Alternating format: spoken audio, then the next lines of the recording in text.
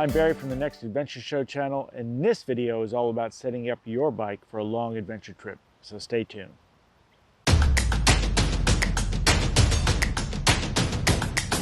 All right, my partner in crime and I, G-mann, recently set out on a long adventure trip, 24 days, 7,300 kilometers across all kinds of terrain in varying weather conditions from 1 degree Celsius to 35 degrees Celsius.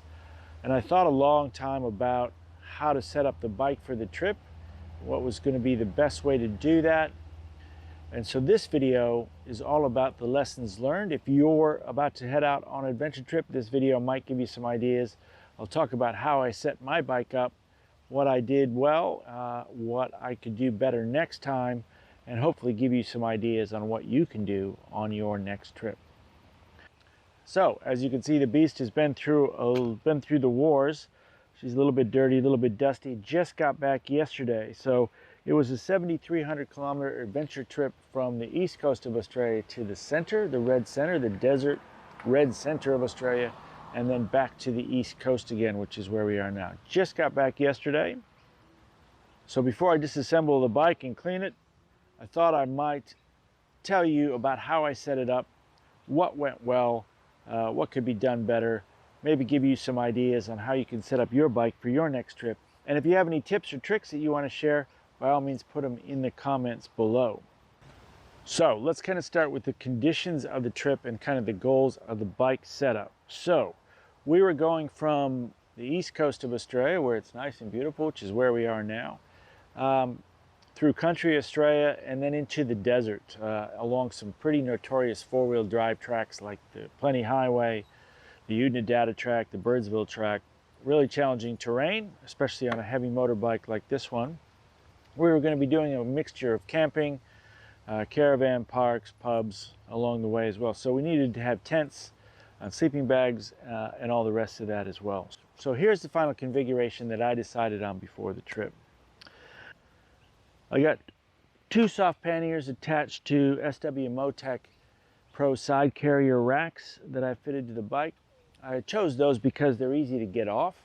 And if I just want to ride the bike around clean, it's literally like 2 minutes to take the side racks off. So for the everyday ride around the place or a quick trip up to the beach, I don't have to have the racks on there at all.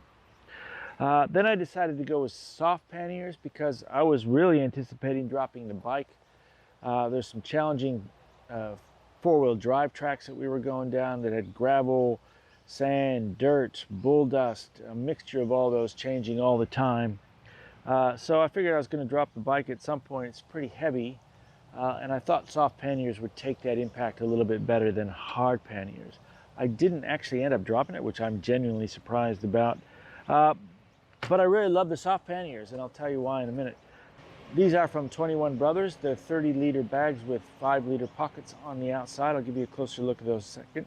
I'm going to be doing a full review of the panniers shortly, and I will link to it in the show notes as well.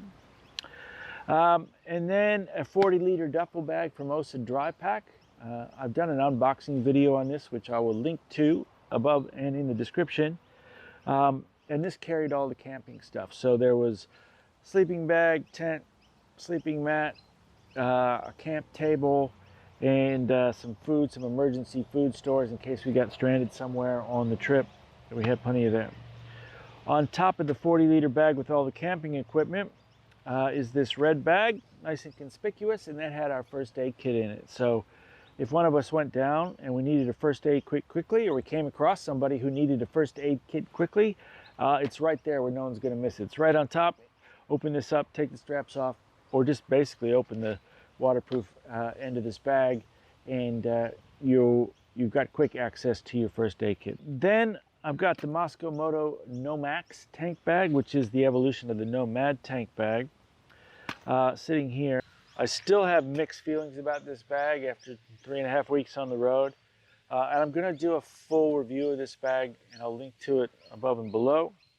But two things I really do like about this bag is one is it comes with a 2-liter water bladder in it.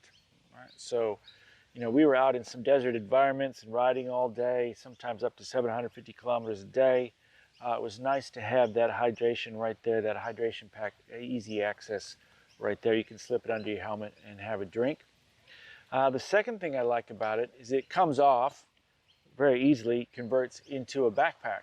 So there were a couple times when hiking through national parks and that kind of thing where I took that off, put it on as a backpack, and went for a hike in the national park.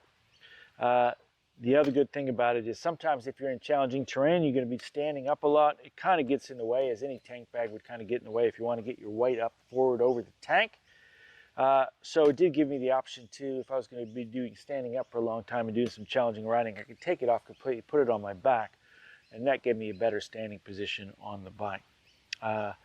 So the main luggage consisted of the Moscow Moto tank bag, the 21 Brothers soft panniers on either side, then the OSA 40-liter duffel with all the camping equipment, the home away from home, right? So if we weren't camping for the night, I never had to open this up. If we were just in a hotel or something, I never had to open this bag up. I had all the camping equipment and the emergency food supplies in that bag. In addition, since I'll be carrying a lot of tools, there's a tool tube on one of the racks, which I'll show you in a second. And that carried a lot of the tools.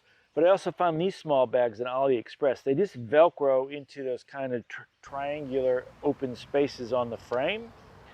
And I put little easy access tools and things in there, emergency space blanket, some tire irons, cargo net, that sort of thing. Stuff I wasn't planning on using a lot. I got that out of the way. And then lastly, you might see this big Pelican type case at the back. This actually held all the camera equipment and the drone. So we're doing a lot of droning, filming a lot of the trip, which you'll see linked to in the notes below, the Red Center road trip.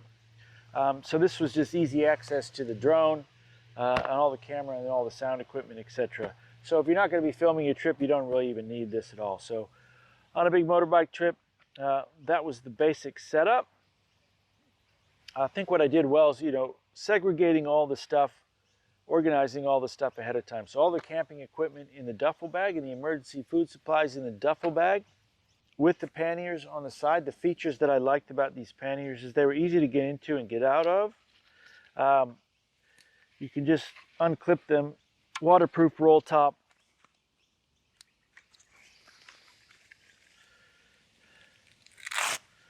With a high contrast lining so you can see inside, easy to find whatever you need to do inside.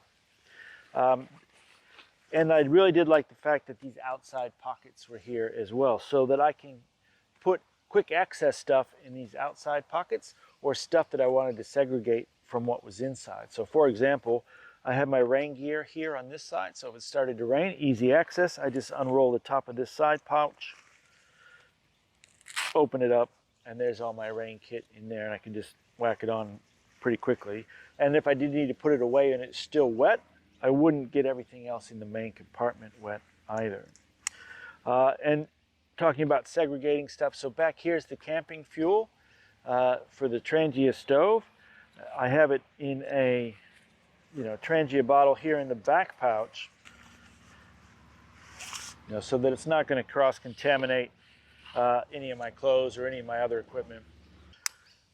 Another nice feature about these bags is they're easily detachable from the bike. So there's this kind of tongue harness that the bags sit into. So if we were staying in a hotel or a pub, I could just unclip the straps and then just take the whole pannier into the pub or whatever. And then you come out in the morning, just the opposite, put it back in the tongue, get it situated the way you want it situated, and then just buckle all the straps and buckles back up, and away you go. It's a 2 or 3 minute job. And the other good thing about these panniers is these tongues come off. They just Velcro to the rack essentially. So if you wanted to change motorbikes, you could easily just take this tongue holster part, unbuckle it from the rack, put it on another bike, and away you go. So reusable, portable, flexible, strong, tough. I really liked them. And we were over all kind of terrain, including really bad corrugations for quite a long time. And it all stayed really secure. I was never worried about it popping out or losing it or it coming loose or anything like that. And then again, I segregated my stuff from pouch to pouch So this side had all the cooking equipment, had the Trangia stove, a little bit of the cooking gear, my clothes, my hygiene products, my toiletry kit kind of thing, and a pair of pants and flip-flops so I could easily change out of my riding gear. The other side had all the spares and the tools, which I'll talk about in another video. Then it had my thermal linings, where, you know, in case it got cold, which it did.